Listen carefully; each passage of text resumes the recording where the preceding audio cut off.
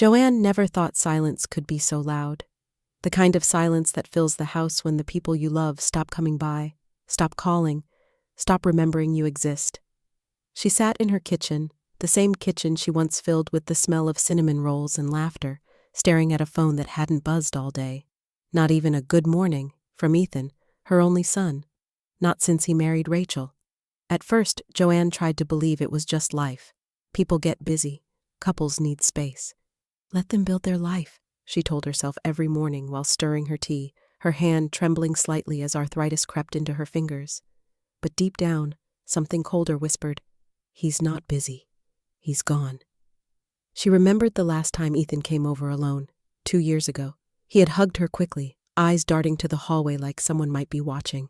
"We can't stay long," he said. "Rachel has an appointment."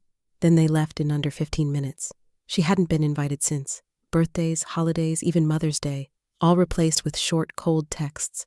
And lately, not even that. Joanne tried reaching out. She sent gifts, cards, little photos from the past. But Rachel would reply politely, and Ethan never replied at all. Once when she called, Rachel answered and said, "He's not home right now," even though Joanne could hear his voice in the background. That day, something inside her shifted. Not broke, not yet, but tilted. Tonight, Joanne was alone again. It was Ethan's birthday. She had made his favorite stew, lit a candle, set the table for 3, herself, Ethan, and the woman who now stood between them. She knew they wouldn't come, but it felt worse not to prepare. As the candle burned low, her phone buzzed once, a single vibration. Her heart fluttered. Ethan? But no, it was a message, from Rachel. Joanne stared at it, confused. Rachel never texted her directly unless it was about boundaries or something equally sharp. She opened it slowly. It wasn't meant for her. "I told you to block her. Why is she still texting? You promised me she wouldn't be a problem anymore." Joanne blinked. Her fingers went cold. Was this meant for Ethan? Seconds later, another message arrived. "Sorry, wrong person, wrong person." That was all Rachel had to say. No apology, no explanation. Just a clinical dismissal, like Joanne had accidentally walked into a room she wasn't allowed in. Joanne sat still for a long moment. Her stew had gone cold. Her eyes stung, but no tears fell. Not yet. She stood up, walked slowly to the hall mirror, and looked at herself. 62, gray streaks in her once dark hair, wrinkles carved from years of smiling, crying, working 2 jobs to raise Ethan alone. "I'm not a problem," she whispered. "I'm his mother." That night, Joanne didn't sleep. Instead, she opened an old photo album. Ethan's baby pictures, his school drawings, his graduation cap, all preserved like sacred artifacts. She used to believe love like that could never fade. But now she saw it. Love can be rewritten by someone else's hand. And Rachel was rewriting everything. Joanne had one friend left who still talked to her. Lillian. They met every Thursday for tea, even if Joanne had to walk 3 blocks with her aching knees. The next morning, Joanne arrived at the cafe early. Lillian took one look at her and said, "Tell me what happened." Joanne handed her the phone. Lillian read the messages and sighed. "You always said she didn't like you, but this is war." Joanne nodded slowly. "I think she's been cutting me out for years, little by little. She's isolating him. From me, from his own history." They sat in silence for a while. Then Lillian leaned in and said something that made Joanne's breath catch. "She hasn't erased you completely. Not yet. But if you want to stop her, you'll have to do something you've never done before." Joanne looked up. "What?" "Fight back." And at that moment, something cracked inside Joanne. But it wasn't her heart. It was the shell she'd built around her pain. Joanne didn't go home that afternoon. Instead, she took the long way around the neighborhood where Ethan and Rachel lived. She hadn't been there in months. Rachel had made it clear she wasn't welcome. But Joanne needed to see it with her own eyes. The street looked the same. Manicured lawns, shiny cars, perfect little lives behind tall hedges. She parked at the corner, far enough not to be noticed, and watched. A curtain moved in the upstairs window. A shadow passed. Joanne's heart ached, not because of what she saw, but because of how familiar it used to be. That was once her boys' home. Her home, too, in a way. She had helped them get the down payment, signed the papers as a guarantor when the bank hesitated. they never mentioned that part anymore. As she sat in the car, her phone buzzed again. A message from Lillian. "Call me when you're ready. I know someone who can help." Joanne's fingers hesitated over the screen, then typed, "Help with what?" Lillian replied instantly, "Getting the truth." That night, back in her own dim kitchen, Joanne opened the drawer where she kept the old laptop Ethan gave her years ago. It was dusty, but still worked. She logged into her email. She had never been nosy, never tried to intrude. But now, every instinct screamed that something was very wrong. She typed in Ethan's name. Nothing recent. Then she remembered, years ago they shared a family cloud account for photo backups. Maybe, just maybe. She opened it. It hadn't been touched in a long time. But there it was, a folder called Shared Moments, and within it, hundreds of photos. Some from birthdays, family dinners, even Rachel's bridal shower. Joanne scrolled through them, a lump in her throat. Then she stopped. A video. It was only 20 seconds long. She clicked play. It was a recording of Rachel, in their living room, talking to someone off-screen. Probably her sister. Joanne turned up the volume. "She's still messaging him," Rachel said. "I told Ethan to block her, but he's too soft. If he won't do it, I'll do it myself. I don't want her in our life." The sister replied, "But she's his mom." Rachel snapped, "Exactly. That's the problem. She still thinks she matters." Joanne's hand flew to her mouth. Her ears rang. She felt sick. She closed the laptop and sat in the dark, staring at the candle that had melted down to a puddle the night before. The words echoed like a curse. She still thinks she matters. The next morning, Joanne met Lillian again. This time, they went to a small office above a bakery. The door had no name, just a brass number, 42B. Inside sat a woman in her early 40s with calm eyes and a firm handshake. "I'm Nora," she said. "I help women like you build cases. Emotional, legal, sometimes just for peace of mind. Your friend said you're ready." Joanne wasn't sure what she was ready for, but she nodded. Nora pulled out a notepad. "Let's start from the beginning. Everything you remember." Joanne hesitated. Then she began. She spoke of Rachel's smiles that never reached her eyes, the small comments, the boundaries that slowly became walls, the way Ethan changed, how he stopped laughing when he visited, how he apologized for things that never used to be a problem. Nora listened carefully, asking gentle but pointed questions. At the end of the meeting, she said, "You're not imagining this. It's called relational abuse. Isolation. Control. It's real." Joanne blinked.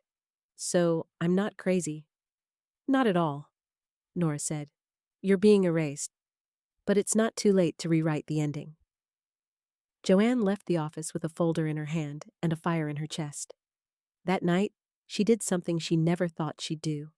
She created a second email address, anonymous, untraceable, and she sent the video to herself. Then she saved it on a flash drive and hid it in the back of her old sewing box, just in case. Because Joanne had spent her life being a mother. But now she would become something else entirely. A force. Joanne spent the next week in quiet observation. She didn't text Ethan. She didn't call. She didn't try to reach out or explain. Instead, she watched. Every day, she wrote down small things in a notebook Nora had given her.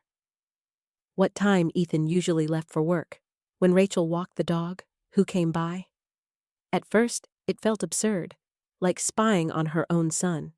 But the more she wrote, the clearer the pattern became. Ethan barely left the house anymore. Rachel was the one constantly in and out, hosting friends, throwing small parties that Joanne never heard about. Nora had told her, "Abusers don't always scream. Sometimes they smile while they erase you." Joanne saw that smile in every photo Rachel posted online, surrounded by friends, Ethan at her side, looking more like a shadow than a husband. Then came the second shock. Joanne received a letter from the bank. A reminder about a loan she had supposedly co-signed 6 months ago. Only, she hadn't. Not recently. Not since she helped with their down payment years ago. She went to the branch in person, sat across from the same clerk who'd once congratulated her on being such a supportive mom. He tapped the screen, squinted, and said, "Strange. Your signature is here, but it looks different." Joanne's hands shook. She asked for a copy, took it home, compared it to her own signature. It wasn't hers. Not exactly. Close enough to fool a computer, but she knew her own loops, the slight curl in her J. This one was tighter, colder. Not hers. Nora confirmed it 2 days later. "It's forgery," she said. "Not enough for court yet, but we'll get there." Joanne sat at the table, staring at the photocopy. "Do you think Ethan knows?" Nora hesitated. "I think he doesn't want to know." That hurt more than anything. Ethan wasn't cruel. He was kind. Sensitive. Too sensitive. Rachel had wrapped herself around that softness like ivy, slowly suffocating every root that didn't serve her. Joanne needed to know what else had been taken in her name, so she asked Nora to pull every record: credit, property, insurance. The results came back like splinters. 2 more small loans, a credit card, and the worst, her name had been quietly removed from the deed of their shared cottage by the lake, a place Joanne's father had built, a place where Ethan took his first steps. Gone. With what looked like her consent. Joanne hadn't cried in weeks, but that night, sitting at the edge of her bathtub with the faucet dripping slowly, she let it out. Not sobs, just long, silent tears. She cried for the little boy who used to kiss her knuckles, for the woman she used to be, for the trust she thought was unbreakable. But when the tears dried, her hands were steady. The next morning, she drove to the lake cottage. She hadn't been there in over a year. The house looked different, gutted, modernized. All the soft edges her father had carved were gone. Rachel had turned it into a showroom. Ethan wasn't there. A neighbor said they'd gone out of town. Joanne walked around back. She knew where the original deed had been hidden, behind a loose plank in the porch. She checked. Empty, of course. But under the steps, where her father once buried a small tin box filled with keepsakes, she found something else. An envelope. Weathered. Faded. Addressed in Ethan's handwriting. She opened it. Inside was a note. "If you ever find this, Mom, I'm sorry. I don't know how to fix it. I think it's already too late." Joanne stood frozen. The wind picked up. Somewhere in the distance, thunder rolled. She folded the letter, placed it in her coat pocket, and whispered, "It's not too late." Not yet. Then she turned back to her car, because now she had proof that Ethan was still there, somewhere beneath the silence. And if Rachel thought she had wiped Joanne out of the picture completely, she was about to learn just how wrong she was. Joanne didn't go home. Instead, she drove straight to Nora's office, the letter still clutched in her coat pocket like a lifeline. Nora read it twice in silence, her lips pressed into a tight line. Then she looked up. "This changes everything." Joanne's voice was barely a whisper. "He knows. He's trapped." Nora nodded slowly. "And he's leaving a trail, quietly, which means he still wants you to find him in it." That night, Joanne couldn't sleep. She lay in bed, staring at the ceiling, the letter beside her on the nightstand, like a sentry guarding her grief. The words repeated in her head. "I think it's already too late." But Joanne had spent a lifetime fighting for Ethan, for their survival, for his future, and now she was fighting for his truth. The next day, Nora introduced her to a handwriting analyst. Joanne gave him the forged documents and samples of her real signature. Within hours, he confirmed what she already knew. Fraud. "And not subtle," he added. "They didn't expect you to check." That same week, Joanne filed a quiet legal inquiry into the deed transfer and credit activity. It wasn't a lawsuit, yet, but it was enough to freeze any further actions on her name. Rachel would feel it soon. She wanted to scream, to tell Ethan everything. But Nora warned her. Don't break silence. Let her panic first. Days passed. Then one morning, Joanne got a call. Unknown number. She hesitated, then answered. A voice, hushed, nervous. Mrs. Carver, it's Lena, Rachel's sister. Joanne's heart stopped. Yes? We've never spoken, but I saw something I think you should know about. I don't want to get involved, but it didn't sit right with me. Joanne listened, gripping the phone tighter with every word Lena spoke. The missing photos. The erased messages. The way Rachel would delete voicemails before Ethan could hear them. She's been isolating him, Lena said. She says it's for his own good, that you're toxic. But I heard what she told her lawyer last week. She said you were going to a nursing home soon, that everything was nearly cleaned up. Her words. Joanne's breath caught. A nursing home? She had never even mentioned it. Why are you telling me this? She asked. Lena paused. Because you're his mother, and I've watched her do this before. To people who get in her way. But this time, it's gone too far. Joanne thanked her quietly. Then she called Nora. It's time? She said. Time for what? Nora asked. Joanne looked out the window at the bare tree in her yard. Winter was coming, but her voice was steady. Time to remind them who I am. The plan took 3 days. Nora drafted a cease and desist order, a motion for asset protection, and a request for forensic review of all financial activity tied to Joanne's name. At the same time, Joanne wrote a letter, handwritten, dated, detailed. A letter not of anger, but of memory. It began with, Ethan, do you remember the day you broke your arm on the monkey bars and begged me not to tell your dad? She filled 3 pages. Not with accusations, but with love. History, proof of who she had been in his life and who she still was. Then she printed a copy of the forged signature, a copy of the analyst's report, a copy of Rachel's messages. She sealed them all in a large envelope, addressed it by hand, and mailed it, not to Ethan's house, but to his office, where Rachel couldn't intercept it. It arrived 2 days later. Joanne knew because she got the delivery notification. That evening, her phone rang again. It was Ethan. She let it ring once, twice. Her hand hovered over the screen. Then she answered. Mom? His voice was tight, low. Can we meet?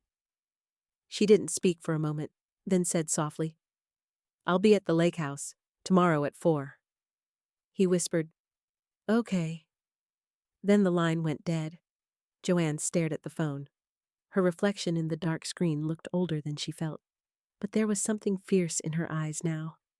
Tomorrow, she would face her son, and she would find out if there was anything left of the boy she once knew, or if Rachel had succeeded in erasing him too. Joanne arrived at the lake house early. The sky was low and gray, and the cold breeze coming off the water made the trees shiver. She stood at the edge of the dock where Ethan once fished with his little red pole, the one she kept in the attic long after he outgrew it. Now, she waited like she had so many times before. But this time, not as a mother hoping for a visit. This time, as a woman demanding the truth. At exactly 4 o'clock, a car pulled into the gravel driveway. Ethan stepped out alone. He looked tired, not just from work, not just from stress, but hollow in the way people do when they've been slowly broken down. Joanne watched as he approached, hands shoved into his coat pockets. He looked at her like he wasn't sure she was real. Hi, he said. Hi, she replied. Silence fell between them like fog. Then Joanne said, Did you read everything? Ethan nodded slowly. Yeah, I didn't know. About the loans? The house? I thought... He looked down. She told me you were confused. That you wanted to give it to us? Joanne's voice was calm, but it cut through the cold like glass. And you didn't think to ask me? Ethan winced. I'm sorry. I just wanted peace. At what cost? she said. Your mother's name? Her history? Her dignity? He didn't answer. Instead, he stepped closer. She told me you were making things difficult, that you were lonely and needed boundaries, that it was better if we all had space. Joanne took a deep breath. And when you stopped coming around? When you let her answer my calls? When you signed my name? Ethan's eyes widened. I didn't sign anything? Then she did it in your name, Joanne said. Because you let her. He stared at her, speechless. Joanne opened her coat and pulled out the folded letter he had written, the one she found under the porch. She handed it to him. You knew, Ethan. Maybe not all of it, but you felt it. You felt her pulling you away, and you didn't stop it. He took the letter, his hands shaking. I didn't know what to do. She said if I chose you, she'd leave, and I thought. You thought I'd survive it, Joanne said, because I always do.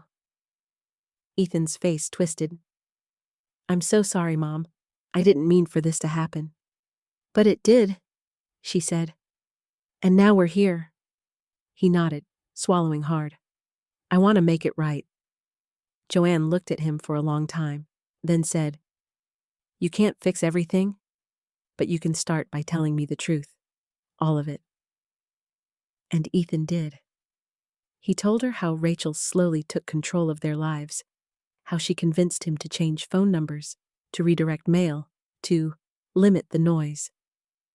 He admitted he hadn't seen half of the messages Joanne had sent in the past year. He confessed he didn't know about the financial documents until recently, when Rachel told him they needed to simplify things. Joanne listened without interrupting. When he was done, she said, You let her make me disappear. Ethan looked down in shame. She's leaving, he whispered. Joanne blinked. What? I confronted her about the loans, the messages, the signatures. She denied it at first. Then she said it was necessary, that you were poisoning our life. I told her I wanted to fix things with you. She packed a bag and said I could call her if I ever changed my mind. Joanne didn't move. Are you going to? He looked her in the eye. No. A long silence passed. Then softly, Joanne said, I don't hate her. Ethan looked surprised. You don't? Number, I pity her, but I won't let her rewrite me out of your story, or mine. He stepped forward, reached for her hand. Can we try again? Joanne hesitated. Then she took his hand, warm and trembling in hers. Yes, she said. But this time, we do it honestly. No more silence, no more pretending. Ethan nodded. I promise. The wind shifted, rustling the trees around them. For the first time in years, Joanne felt the air move through her, not like a storm, but like a clearing. And as they walked back toward the house, side by side, she knew something Rachel never understood. You can't erase a mother, not if she decides to write herself back in. That night, Joanne stayed at the lake house. Ethan had gone back to the city to start sorting through what Rachel left behind. Documents, bills, tangled finances, and all the cracks she'd covered in polished charm. But Joanne needed the quiet. She needed to breathe in the cedar walls her father had built, walk barefoot across the creaking boards that still remembered her steps, and sit by the old fireplace with a cup of tea that tasted like her own life, reclaimed. Outside, the lake rippled under the moonlight. Inside, Joanne opened her notebook, the one Nora had given her at the very start, and turned to the last page. She drew one line across the center. Above it, she wrote, Before, below it, after. For the first time, she felt the difference. She wasn't just reacting now. She had chosen to fight. She had reclaimed not just her name, but her voice. The next morning, her phone rang. Nora. You won't believe this, Nora said. Rachel just tried to access one of the accounts again, but it was frozen. She called the bank, screaming, said she had power of attorney. Joanne smiled quietly. She never did. Exactly, Nora said. And the bank's sending her a notice today. We've documented everything. You're protected now. Joanne looked out the window. The trees glowed gold in the morning light. Good, she said. Because I'm done being erased. That same day, Ethan forwarded an email. It was from Rachel. Cold, sharp, threatening legal action, claiming emotional distress, demanding reparations for years of manipulation. Joanne read it in silence. Then she wrote back just 2 lines and told Ethan to send them as her response. I was your mother before you met her. I will still be standing when she's gone. No insults. No drama. Just truth. 2 days later, Ethan called again. He had found a folder in Rachel's drawer, notes about Joanne, photos, screenshots of text messages, some edited, some completely fabricated. She was building a narrative, he said, just in case, making it look like you were unstable, obsessive. Joanne's heart ached, but her voice stayed calm. And you believed her. I didn't want to, he said quietly. But she made it easier than facing how much I'd failed you. Joanne didn't respond right away. Then she said, Don't fail me now. He didn't. In the weeks that followed, Ethan started undoing what Rachel had twisted. He corrected the legal documents, closed the forged accounts, and one rainy Saturday, he brought his son, Joanne's grandson, to the lake house. The boy, barely 4, looked up at Joanne with curious eyes. Daddy says you're Grandma. Joanne knelt, smiled, and opened her arms. Yes, sweetheart, I always have been. He ran to her like it was the most natural thing in the world, and for the first time in years, Joanne felt whole. In the corner of the living room sat a new frame. Inside it, a copy of Ethan's old letter, now placed beside one more recent, a handwritten note from him that simply said, Thank you for not giving up on me. Joanne didn't need revenge. She had something stronger. She had survived erasure and rewritten herself into the story that mattered most, her own. Spring came early that year. The lake thawed faster than usual, and wildflowers began to bloom along the path that led to the cottage porch. Joanne stood by the window, her hands wrapped around a warm cup of tea, watching as Ethan helped his son gather twigs for a tiny campfire. They laughed together, soft, natural laughter that hadn't been heard in that place for too long. It no longer sounded like echoes from a past life. It sounded like a beginning. Rachel never came back. After her legal threats fell flat and the banks began investigating her financial activity, she quietly disappeared. No dramatic final act, no attempt to make amends. Just absence, cold and complete. Joanne sometimes wondered if Rachel had ever loved Ethan at all, or if he'd simply been another person she could shape to fit the life she wanted. But that thought didn't matter anymore. What mattered was this. Rachel hadn't destroyed Joanne's family. She had only interrupted it, and now, piece by piece, it was coming back together, on Joanne's terms. One morning, Joanne went to her old church. She hadn't stepped inside since the day she lit a candle and whispered a prayer she was half too angry to believe in. But now, with the light streaming through stained glass and dust motes dancing like tiny blessings, she sat quietly in the last pew, not to ask for anything, just to say thank you. Lillian met her afterward at the cafe where it all began. You look different, she said. Joanne smiled. I feel different. Lillian sipped her coffee. I've never seen someone take back their life so quietly, so completely.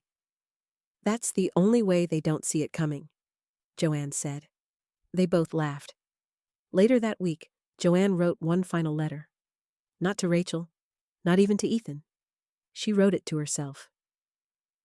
Dear Joanne, you were never weak. You were tired. You were never forgotten. You were just being silenced. But now you've remembered who you are. You're not just a mother. You're not just someone's past. You are your own story, and no one gets to erase that. She folded the letter, placed it in the back of her notebook, and slid it onto the shelf between family photo albums and a small framed drawing Ethan made when he was 7.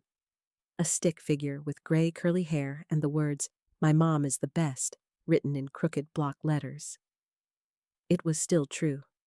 Joanne didn't need applause. She didn't need an audience. She just needed peace. And now, finally, she had it.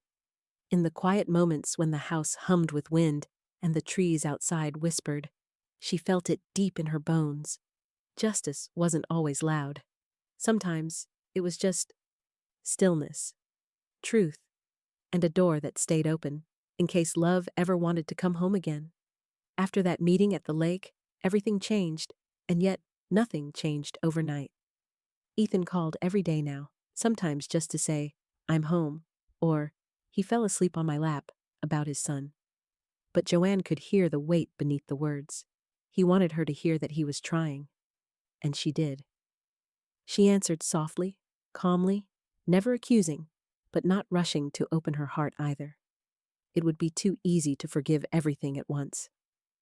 Rachel was gone, but her shadow still lingered, in bank letters, in strange comments from mutual acquaintances, in the cold silence of certain neighbors who, as it turned out, had heard about Joanne's supposed emotional instability long before she ever discovered the forged documents.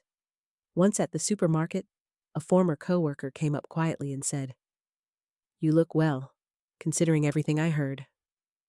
Joanne simply smiled. What could she say? Everyone had their version of the truth.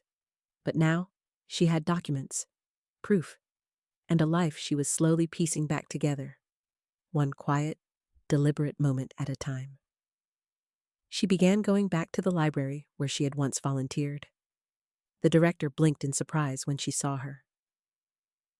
"You want to come back?" "If there are still books that need me," Joanne replied. There were, and children who needed stories too. Every Tuesday and Friday, she sat in the reading corner, her voice filling the room again. Not the voice of a discarded mother, but of a woman who understood the value of words. The children didn't know about the erased signatures, the cold dinners, the silence on Mother's Day. They only knew that when Joanne read, they felt something safe, something steady. She was rebuilding herself not through grand acts, but through ordinary grace. And slowly, that grace reached others. One day, Ethan showed up at the library. He stood in the back as she read aloud. His son sat cross-legged on the floor, leaning forward, eyes wide. Joanne didn't break rhythm, but her throat tightened. After the session, Ethan waited until the room emptied. "I didn't know you came here," he said. "I used to," Joanne replied. "Before everything." He looked around. "It suits you." "It saved me," she said, "in a way no one else did." He looked at her like he wanted to say something more, but she stopped him gently. "You don't have to fix the past, Ethan. Just don't pretend it didn't happen." He nodded, quietly. That weekend, Ethan invited her to dinner. At his home, the house that once felt like enemy territory now had space for her. Physically, emotionally. She hesitated before saying yes. But when she arrived, she found her grandson holding a drawing. It was of a tree, a lake, and a woman with silver hair. "That's you," he said proudly. "Grandma." Joanne smiled, held back tears. "It's beautiful." Ethan cooked. The conversation was light. The silence between them was no longer cold, just careful. As she got ready to leave, Ethan said, "I've started therapy." Joanne turned. "Really?" He nodded. "I needed to understand why I let it get that far. Why I didn't protect you." She stepped closer, touched his arm. "Protecting me wasn't your job, Ethan. Listening to me was. And you're doing that now." That night, back at the lake house, she lit a candle by the window. Not for grief, for closure. She was no longer waiting to be chosen. She had chosen herself. And now she had to ask the hardest question of all. if her son truly wanted her in his life again? What kind of place did she want to have in it? The next week, Joanne received an envelope in the mail with no return address. At first, she thought it was another forgotten bill, or maybe more paperwork left behind by Rachel. But inside was something unexpected, a handwritten card. Just one line, written in looping, unsure handwriting. I'm sorry for what I believed. I hope you know I was scared, not cruel. There was no signature, but she knew the handwriting. It was from Rachel's sister, Lena. Joanne stared at the words, her fingers trembling just slightly. It wasn't forgiveness, not really. But it was something rare in her world now. Admission, acknowledgement, and even if it came late, it mattered. She placed the card in a box with Ethan's letters and the court records Nora helped her secure. Not to hold on to the pain, but to remember the path. That weekend, Ethan invited her again, but this time, it wasn't just dinner. It was his son's 5th birthday. A party, friends, decorations, a crowd. Joanne hesitated. She hadn't stood in a room full of strangers pretending everything was okay in years. But when she arrived, it was Ethan who opened the door. Not Rachel, not a stiff housekeeper, just her son with flour on his shirt and a crooked smile. You made it, he said. You asked, she replied. Inside, balloons drifted lazily along the ceiling. Children ran in and out of the backyard, and in the center of it all, her grandson beamed when he saw her. Grandma, you came!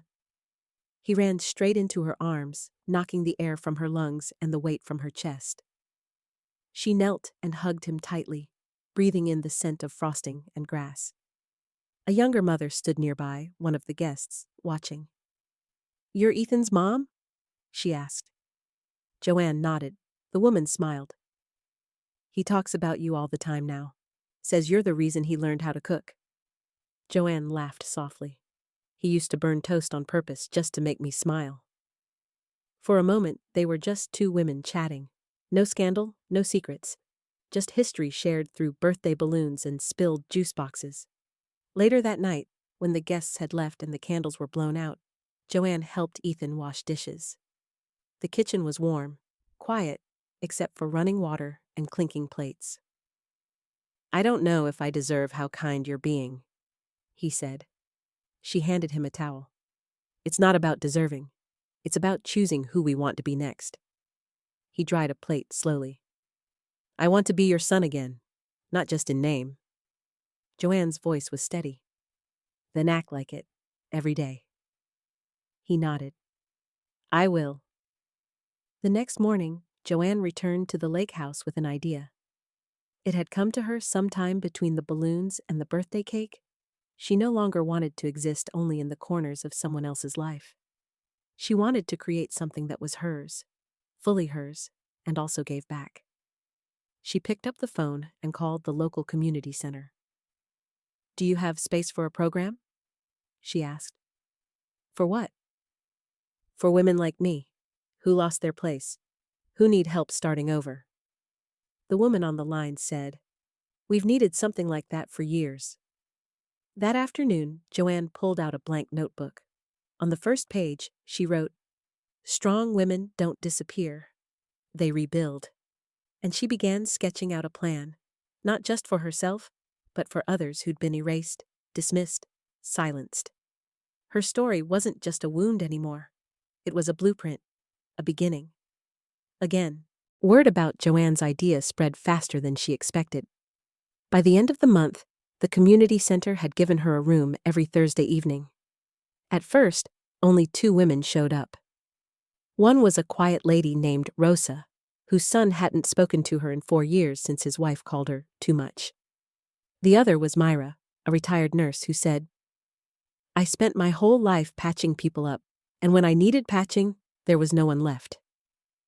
They sat in a circle of folding chairs, sipping weak coffee and sharing strong memories. Joanne didn't try to lead like an expert. She just spoke honestly.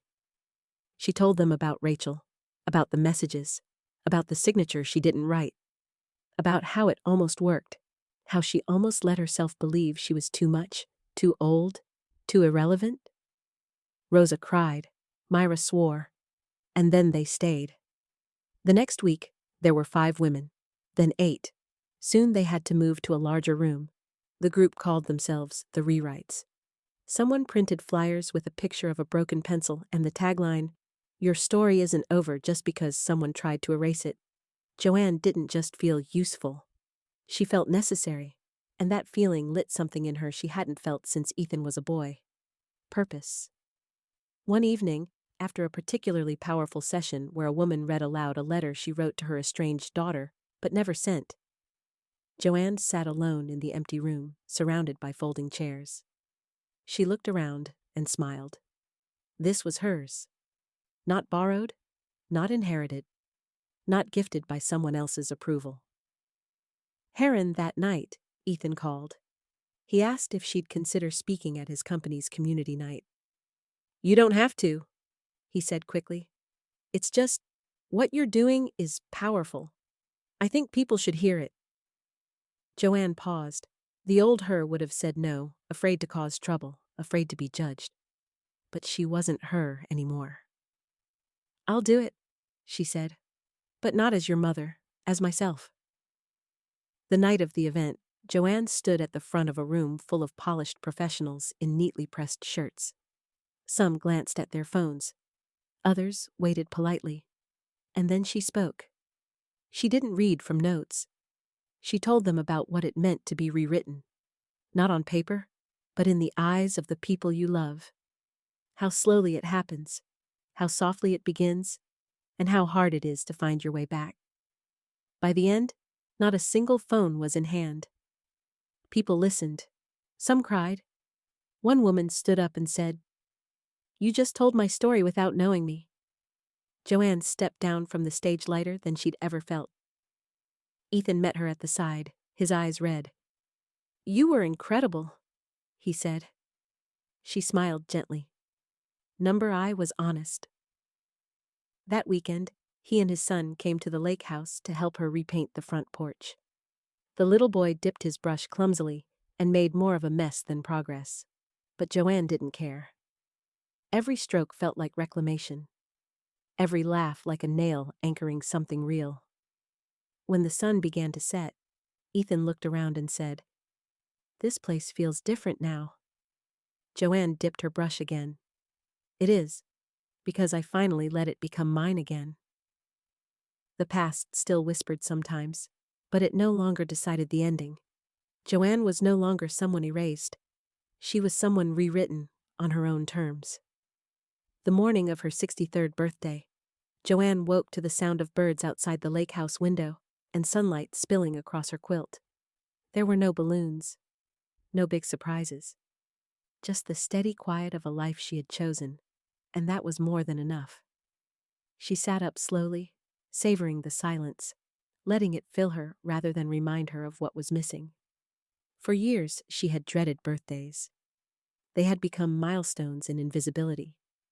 Years where fewer people called, where silence grew thicker, where love felt like a thing of the past. But now it was different. Her phone buzzed. A video message. She opened it. Ethan's son appeared first, grinning wide with frosting on his cheeks. "Happy birthday, Grandma. We made you a cake." Then Ethan came into frame, holding the phone steady. "He insisted it had to be chocolate," he said. "Like the one you used to make." Joanne smiled as tears gathered behind her eyes. She watched them sing, off-key and full of joy, and for the first time in years, she didn't feel like an outsider looking in.